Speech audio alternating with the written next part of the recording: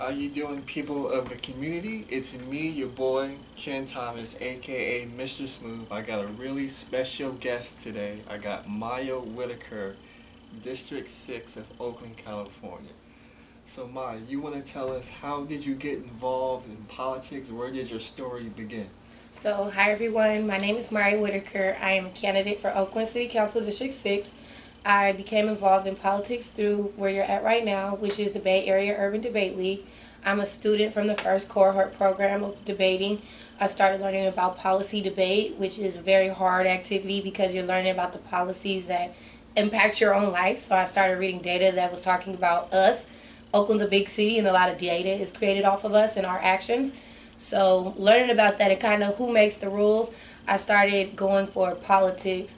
I had an encounter with Mayor Schaff when she was a city council member, so in 2011, and we actually connected because she knew about one of my boyfriends that were killed due to gun violence in Oakland, and so that is when I made the decision that I wanted to run for city council because if there's going to be something that can ripple through my community to stop something, I felt like it was really going to come from being in city council. Since finishing college at SF State, I went to Emerge, which is a group that gets women ready to run for office. While in college, I was at Ignite, so that's another group that gets women ready for office or interested into politics, grades high school through college. So once I graduated all of that, I went to Emerge. Emerge taught me about politics. And once I got the game plan, I kind of just was like, time to implement it and stuck it to the east. And here we are, ready for office. So with that said, you said a lot there, but one of the very first things you said, and I know it's from one of your YouTube videos, you mentioned bottle of your debate team.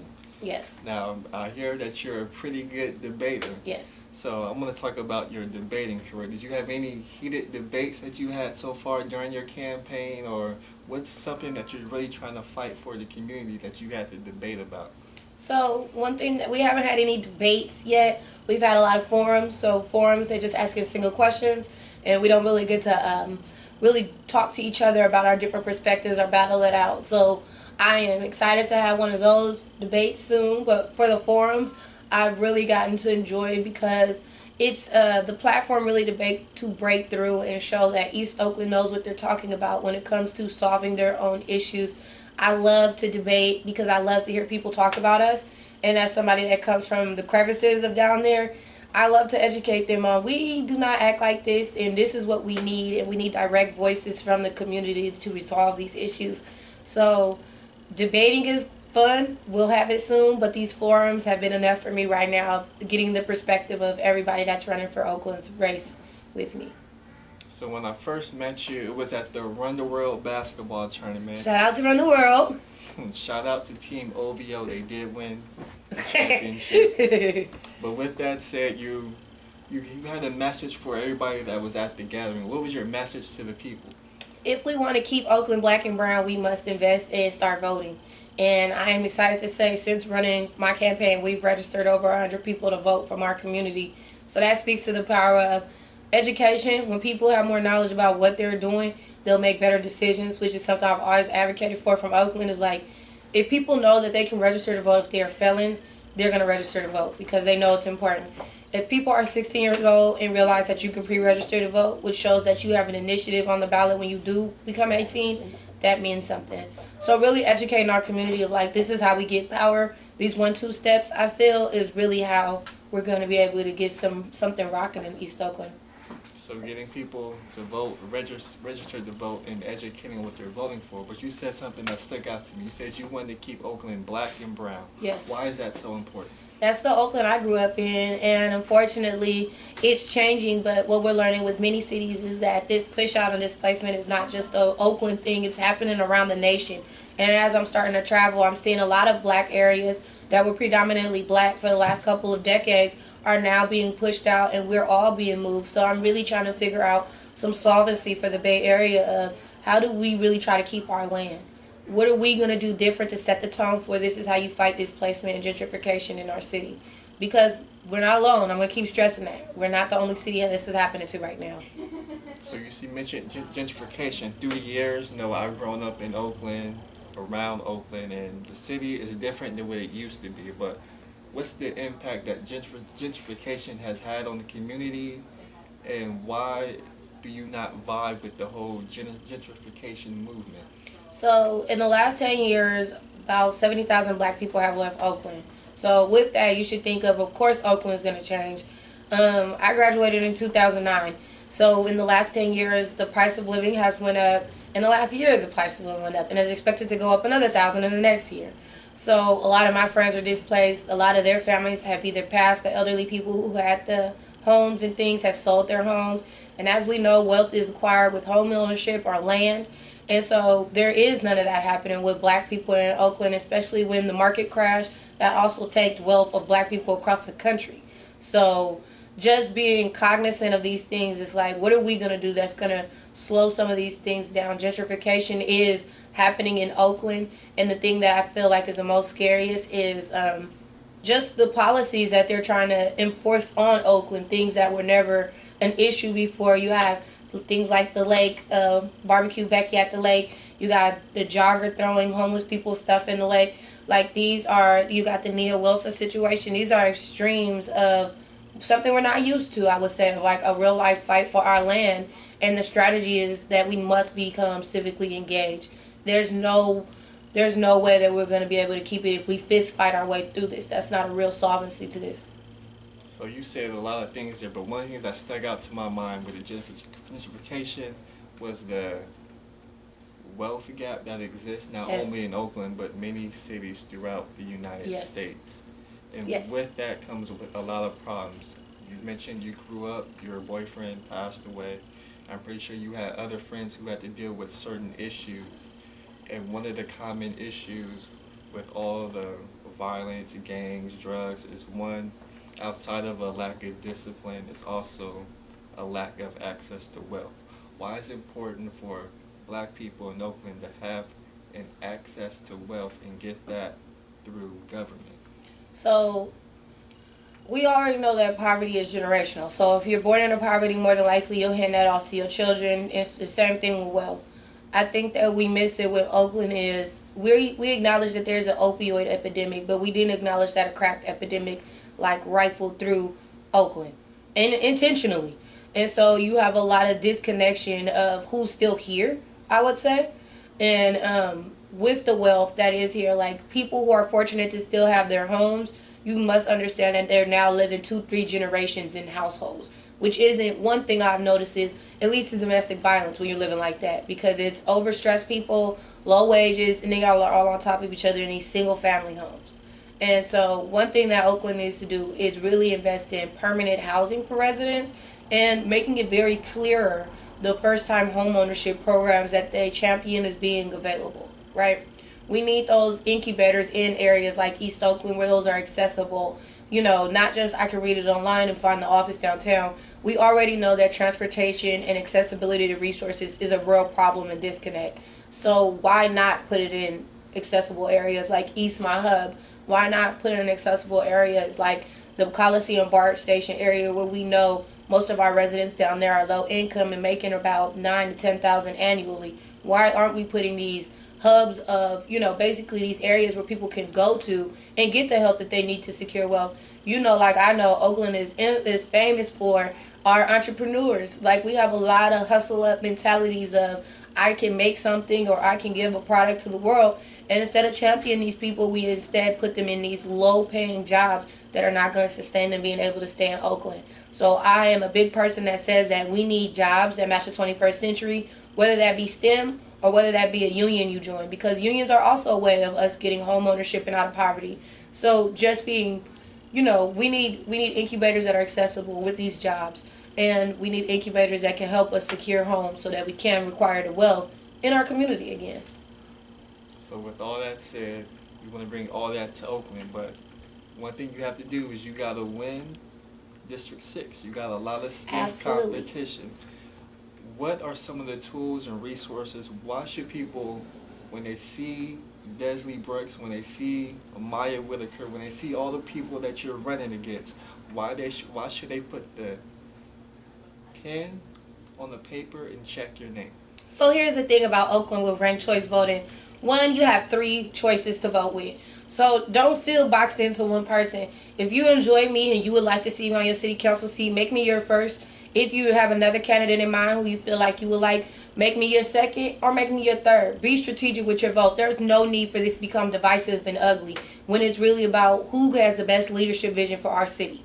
So make your top 3 choices of what that vision looks like. Be strategic. I do encourage everybody to come to these forums, talk to these candidates, hold them accountable. That is how we start making our community viable to them. Is, me running really says something about our community formulating and getting strategic about office. Hold them accountable and bring them. If they want your vote, do like I keep telling them, come to the city. Come to the east. So you said something real important. You said hold the people that are in office accountable. Yes. Have those people been held accountable for the job they have been doing in Oakland over the past years? So I grew up in my incumbent's district, so I will never slander what she's been able to do. She's been a strong champion for black and brown people. I have been able to grow from the soil she created. I want to continue that fight for District 6. There's a lot of things going on right now. It's a lot of controversy with our city council member. I want to just close that book and go ahead and say we need new generation leadership. We need our own. We need to continue the fight because we know the fight works for our district. District 6 and 7 are the last ones to get this gentrification wave really happening to them. We need to be strategic about who we put up there and who is going to really champion the black and brown voices from these districts that are often forgotten. So if they cannot come to the hood to get your vote, make sure you're not voting for them. If they don't care about you right now before this election, make sure that you're making your vote clear on the type of leadership we want for city council. So you said new generational leadership. I Yes. noticed at the Run the World you called your political movement the hyphy movement. Yes. What made you choose that name? Why did you go the hip hop route? So we made it hyphy politics because, one, I'm from East Oakland. So if you're from the Bay, you know the hyphy movement was something really big for us. It was a lot of fun. It was a lot of culture for us. So it's more than just music. I took it as it's what we're proud of. Everybody likes to feel proud and attached to something. And East Oakland is my community. It's my tribe. So that is our tribe saying of hyphy. It's not interpreted to be violent or aggressive, but we going to do politics our way. And so far that has been helping. We were just featured in the New York Times. So I think that makes a lot of noise and says about no matter what you name it, the feeling and the spirit is still there. We're a unison and we're Oakland. We are Oakland. For East Oakland, by East Oakland. I like that because the hyphy movement was Oakland. But with that said, when you bring rap and hip hop into politics and seeing how mainstream media has tried to demonize our culture, what makes you think that you could bypass all that and make that a viable option for the people? Again, my message is not going to be for everybody. That's the point of hyphy. So if hyphy makes you feel uncomfortable, then you need to check yourself on why a word makes you feel uncomfortable, because I just explained to you what that means. So that's not on me to go through those waves and get lost. Sorry, my students. You good, babe. It's not on me to get lost in the message or lost in the translation of what does hip-hop mean to every person. I'm not here for that debate. I'm here running about politics. And if hyphy, again, makes you uncomfortable, the word, then I guarantee that you don't understand East Oakland and what we're going through. We're uncomfortable every day in our own city. So I'm not going to get into the slanderous hip-hop. You know, music has been a part of every movement from the 60s to the 70s. I mean, so just because you don't speak the language of this, as Mr. Fab told me, your message might not be for everybody. So the next I want to get into, I want to tell you a little bit of our organization and how we met. You know, I believe our CEO, Will Smith, shout out to him. He started this organization about 3 years ago. You know, he saw a void in the officiated community and where young people, high schoolers weren't being served and had a chance to get involved or encouraged to get involved in this great profession. So he's been able to grow his organization. Now there's a movement of young people, but we're looking for more because there's a officiating crisis not only in Oakland, but it's world nationwide where there's a lack of officials, and these organizations have a hard time servicing these schools, making sure that they have enough officials to officiate their game. So that's how Tailor got started. So we're really just trying to get out in the community, get involved with people like you, people who have that positive energy, no tolerance, get the job done person. So we have trainings at Bushrod every Friday. We're going to start our show where we'll interview people in the community. Okay. See, get their stories and everything like that. Just try to bring something to the community and tell people about you. Get your message out there, because there's a lot of people who are in the community. They might not know a Mya Whitaker. So we were trying to get your face out there, see if they want to support you. Yes. So if you would like to support my campaign, so first of all, thanks to Mr. Will Smith and you for doing that organization, Tailor Made, because we wouldn't have crossed paths without it. So I want to champion local organizations like that that are doing stuff to try to give back and uplift people to get involved as well. The way to get involved with me is you can follow me on social media. My handler is all the same, at WHIT, WHIT, for FOR, DIST, DIST, and then the number 6. So we try to keep it simple. If you go on there and you click my bio, there's all type of resources available, such as registering to vote, finding out if you live in my district, volunteering to come out and precinct walk with us, or maybe you want to learn about me and go to my website. So all of those features are available on all websites that we have, all my platforms. You can find me on Twitter, Instagram, my website, of course. But more than anything, I'm literally a phone call or text message away. I like to get different feedback from our community, so the more people that come out and help us door knock and get the word out that we exist, the better. And yeah, that's what we've been doing. Our movement's been growing off of social media, so now we need to put the feet on the ground though and get to knocking these doors. So with politics, what are some of your goals? Do you want to stop at city councilwomen, or do you want to go further, maybe mayor of Oakland, maybe secretary of defense, maybe vice president of the United States, maybe president of the United States? What are some of the goals that you have with politics? So, of course, I aspire to be more later on in life, but right now I see myself being on city council for as long as I could be. Probably the next 15 to 10 years. I mean, I've been here at the Bay Area Urban Debate League for the last 10 years, so I'm pretty stable when it comes to sticking to something and really pouring my all into it when it comes to Oakland. So, I really want to sit on city council for a couple of terms because I want to get the work done, and I know that in the first term we're going to be reversing a lot of norms that have been going on, so it will be an uphill battle, but I believe the more that I'm invested and the longer I get into the job, the better it will become, and overall East Oakland will improve.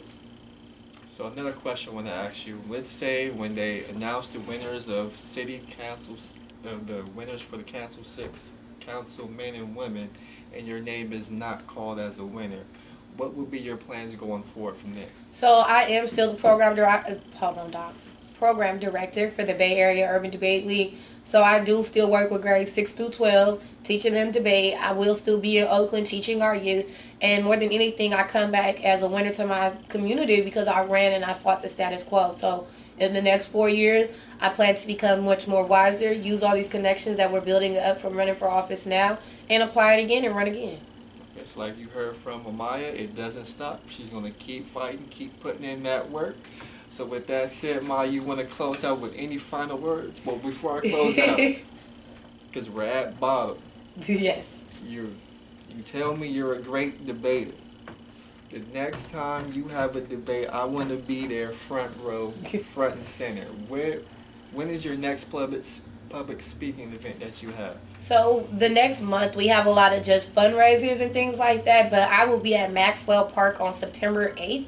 We're going to be doing some tabling over there, so if you would like to come and speak to me there, it's a great time. If you're interested in coming to a debate tournament, we always need volunteers. I always love to bring community members in because our kids need to know that people care from our community and hear them. And it feels even better when those people come directly from the streets and are listening to our students. We do offer judges training, so you will not be in the dark about what's going on. But that tournament is going to happen September 29th. You can look on our website for the debate tournaments at baudl.org. So you're always more than welcome to come check out a debate with me. But if you're interested on campaigning, again, September 8th, Maxwell Park, I will be there tabling. Come and talk to me, register to vote, plan another event with me. We're campaigning until November 6th. We're going hard. So you said you're fundraising. I want you to explain the importance to the people of the community about fundraising, why it's important to have a financial backing during your political campaign. So I know that we're all thinking, like, why do you need so much money to run for office? And that is simply because it costs a lot of money to get your word out, from media to mailers. Mailers cost about easily $10,000 to $5,000. Those little pieces of mail that we all throw away, that's money. So that is how we need to get our name out, because the educated voter needs to know who we are and what we stand for. So the more we're able to push things like those out, the better. And that comes from donations. We've taken donations all the way from $5 in cash to $25 to $800 max out donations. So it's not about how much it is. It's about just you putting the impact. Maybe you can't even donate. The next stage of this is you have to door knock. There's only two ways to win this race. You're either going to help me raise money or you're going to help us door knock. But there's no outro. There's no another. We have to do it. That's part of the game, and that's how they exclude us every time. I'm telling you how we beat this game. And it's very simple. And they know it. That's why they don't have a problem playing it. So with that said, now we're going to close out. Any final words for the people, Mya? please, please, please make sure that you vote November 6th. Make sure that you make Mya Whitaker your first, second, or third choice for Oakland City Council District 6. So with that said, it's me, your boy, Mr. Smooth, signing off from Bottle with Mya Whitaker. Peace. Sorry, I'm all stuffy.